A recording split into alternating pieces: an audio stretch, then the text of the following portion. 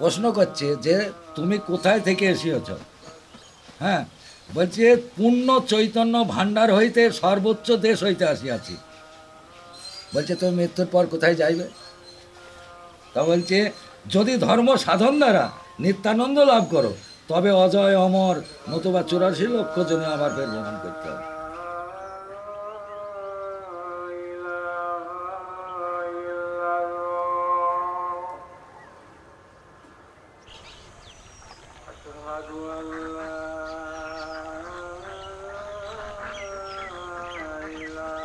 একসময় 12 জন আউলিয়া আমাদের এই বাংলাতে আসে আরব থেকে।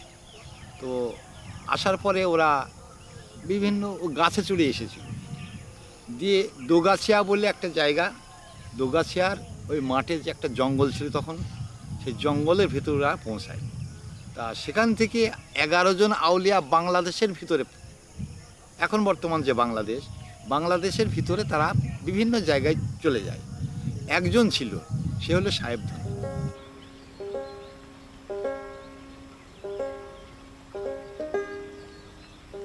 মহান সাহেব ধনী একদিন ফকির বেশে মাঠ দিয়ে যাচ্ছিল, আর এই চরণ পালে মাঠে গরু চড়াচ্ছিল। তা বলেছিল, বাবা তোর যে এই গাভী গরুটা আছে, এই গরুটা একটু দুধ খাওয়াইতে হবে বাবাকে। তাহলে ফকির সাহেব, এই গরু তো 12 বছর এর বাছুর হয় না, তো এর দুধ কী করে দেবো?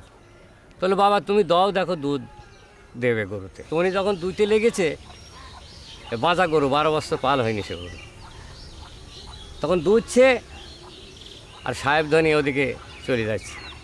ইনি দুধ দুয়ে নিয়ে দেখছে আর সাহেব ধনী নাই। তখন ইনি সেই দুধের নিয়ে হাঁটতে লাগলো পেছনে পেছনে। যে ফকির সাহেব, আপনি দুধ চাইলেন খাবেন বলে চলে যাচ্ছেন কেন? দুধটা আপনি একটু খেয়ে যান। তো ওনাকে আর ধরা দেয় না। তো ওইভাবে দৌড়াই দৌড়াই চলে গেল একদম আপনার ঝাউডাঙ্গা মদনডাঙ্গার ওই দিক দিয়ে একদম অগ্রদ্বীপ, যেখানে চরণপালের আঁকড়া। তো তখন উনি ওনাকে দেখা দেয় ওখানে। তো বললো, তুই এই 10ই চোত তুই এখানে এই মৎস্যটা দিবি। আর ওকে বাক্য দিয়েছিল 7 পুরুষ, তোরা যা বলবি তোদের মুখ দিয়ে সেটাই তোদের হবে।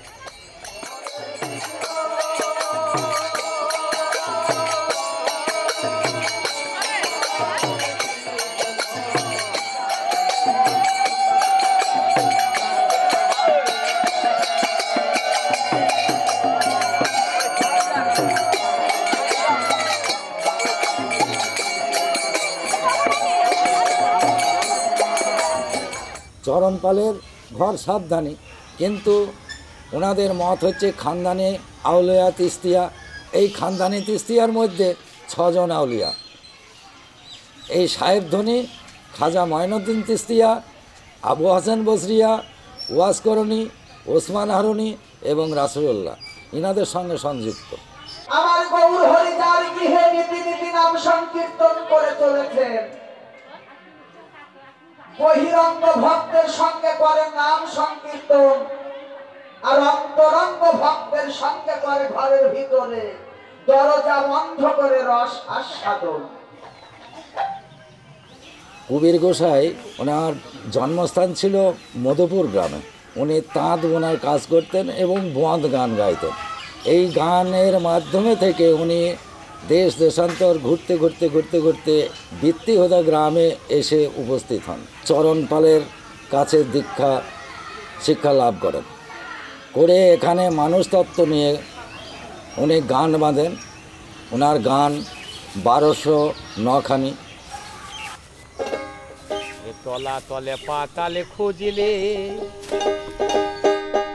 পাবিনে রে প্রেমের রত্ন ধন, ডুবে ডুবে ডুবে রূপসা গরে আমার মন, রে আমার মন, ডুবে ডুবে ডুবে রূপসা গরে আমার মন।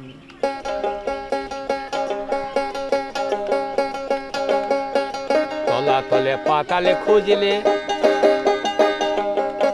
তলা তলে পাতালে খুঁজলে পাবিনে রে প্রেমের রত্ন ধন, ওরে পাবিনে রে প্রেমের রত্নধন ডুবে ডুবে চরণপাল যখন দেহ রাখেন, দেহ রাখার আগে উনি বলে যান যে আমার মধ্যে কিছু নেই, যা কিছু আছে আমার ভক্তের মাধ্যমে।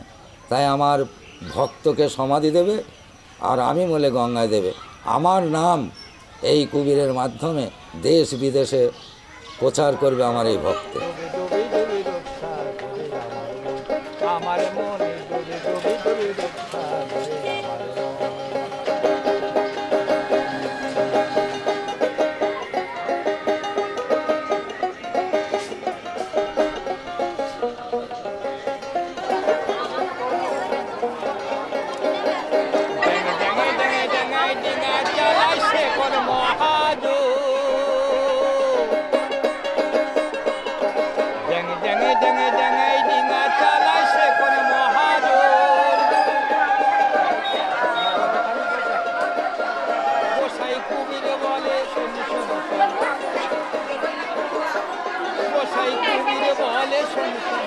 ভাব গুরুর শ্রীচরণ, ভাব গুরুর শ্রীচরণ ডুবে ডুবে ডুবে রক্ষা করে আমার মন।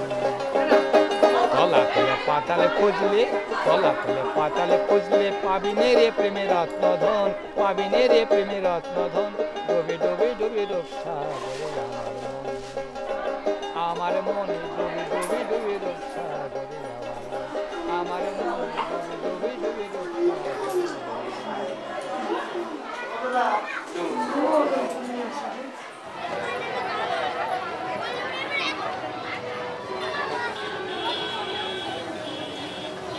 কোনো ভেদ নাই জাতের মানুষ, তিনি একটাই ভালোবেসেছে মানুষ।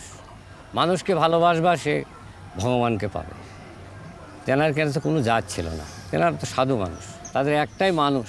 মানুষ সত্য যার মনে, সে কি অন্য তত্ত্ব মানে? আর এই শিক্ষাই তিনি দিয়েছে, মানুষকে ভালোবাসবা, ভগবানকে পাওয়া এবং গুরুকে পাওয়া এবং আল্লাহকে পাওয়া, এটাই বলে গেছে তিনি। এসো নিত্যানন্দ সনে গদাধরকে লয়ে বামে গৌহে। এসো নিত্যানন্দ সনে গদাধরকে লয়ে বামে গৌহে। এসে সন্মুখে দ্বৈত প্রভু দাঁড়াবে না পনি। এসে সন্মুখে দ্বৈত প্রভু দাঁড়াবে না পনি। একবার এসো গৌরী গুণমণি, তুমি একবার এসো গৌরী গুণমণি।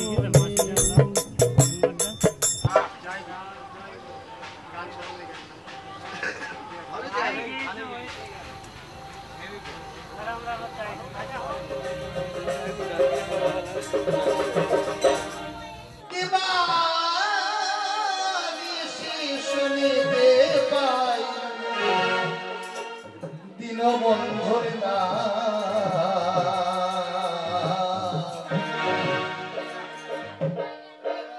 বৃন্দাবন হইতে বড় শ্রীপাঠি তৃপ্তি হুরা।